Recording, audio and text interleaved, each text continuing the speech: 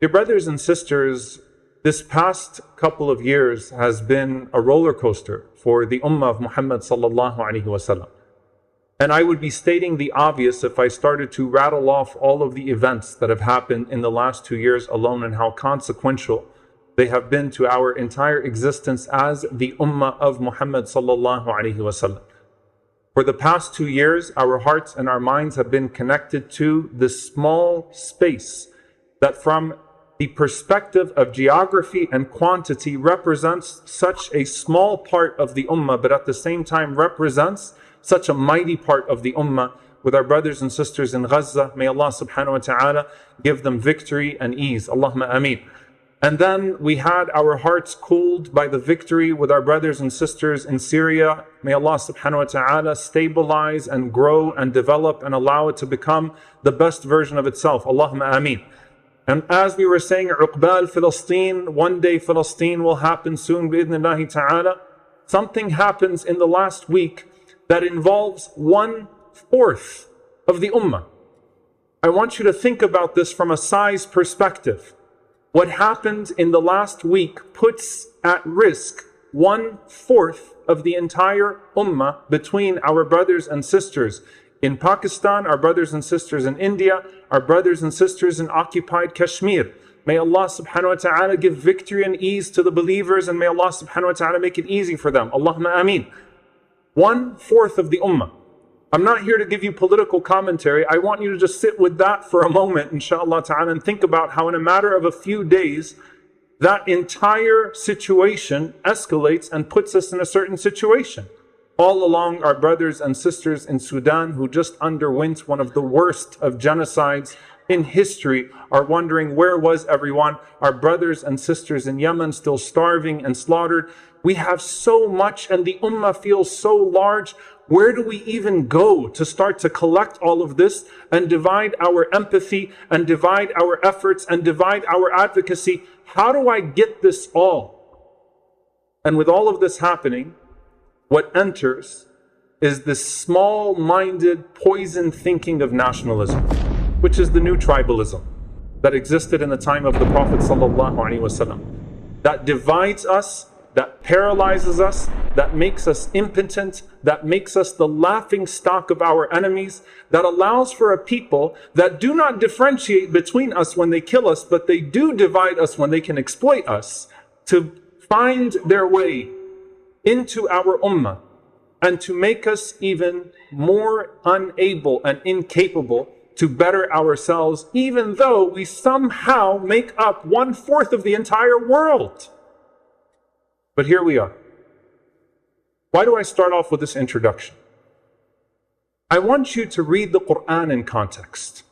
Last week I spoke about Inna Allah yudafi'u 'anil ladina amanu and the context of the revelation of this verse in Surah Al-Hajj and how Hajj was revealed during the most unlikely time for the Prophet ﷺ to be able to do Hajj. On his way out, some of it before he's exiled out of Mecca, some of it when he arrives in Medina with the believers, and Allah subhanahu wa ta'ala reveals Surah Al-Hajj when Hajj becomes so distant from an analytical sense.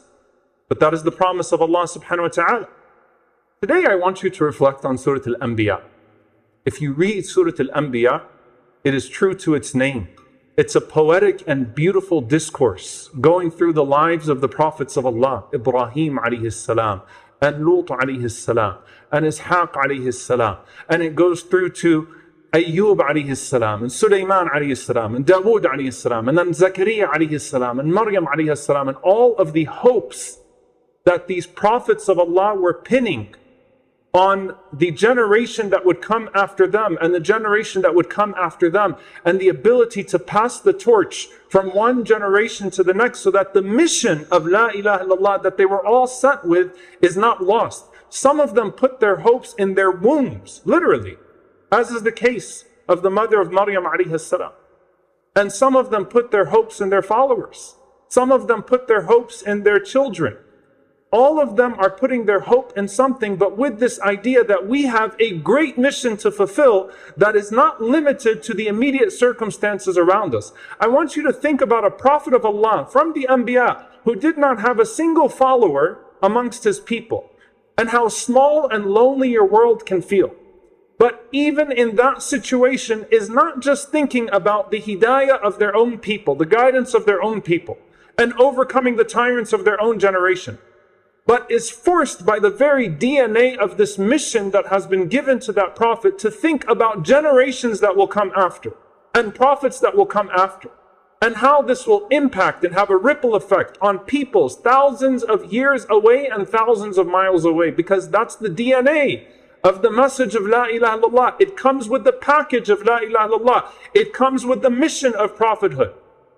And as you're reading Surah Al-Ambiya, suddenly this ayah pops up. And it strikes you because we often share these ayat, I don't want to say out of context because that would suggest that they're dishonest, but we don't share them in the broader context because we can't due to time. An ayah that is recited to speak to the unity of the believers, even though if you're reading the ayat up to this ayah, it doesn't necessarily match at the immediate first read. إِنَّ هَذِهِ أُمَّتُكُمْ أُمَّةً وَاحِدَةً وَأَنَا رَبُّكُمْ فَاعْبُدُونَ. Verily, this ummah of yours is one ummah, and I am your Lord, so all of you worship me. What an incredible ayah. But as you're reading the discourse, I mean, it comes on the heels of Maryam alayhi salam with her son Isa alayhi salam, and a very lonely place, to suddenly this grand image. Inna hadihi ummatukum. This is your ummah. This is your ummah. Now I want you to imagine, if you're reading this,